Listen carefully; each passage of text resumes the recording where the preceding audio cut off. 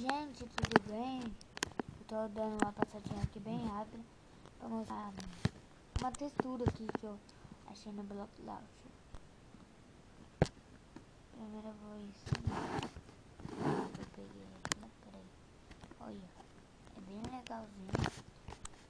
Você vai lá, ó, aí você aperta aqui no Impact Mode Steam Game.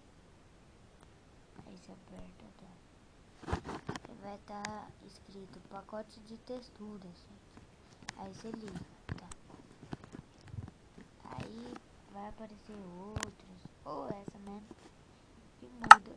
Mas é bem legalzinho, ó. Tava jogando um pouco. É bem legal. Nossa, isso não é bolsa, agora que eu vou fazer. Peraí.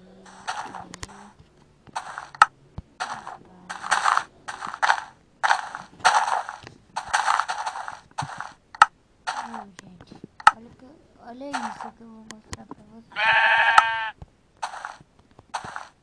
Que ovelha louca, bizarra, né? Que ovelha bizarra, velho. Muito bizarra, né?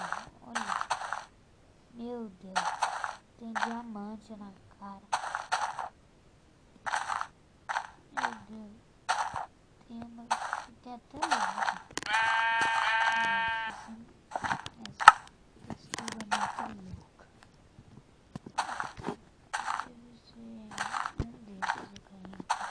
E com semente vira outra coisa. Ó o porco, porco.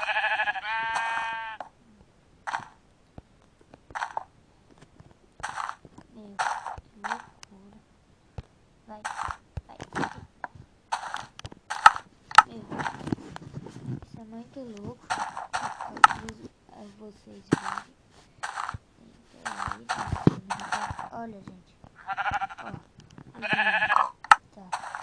Eu vou tentar spawnar ele. Spawnar uma vaca, gente. Pelo amor de Deus. Isso é bizarro demais.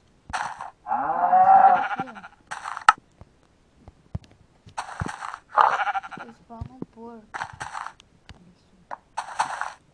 Gente, eu vou ficar no vídeo por aqui, tá?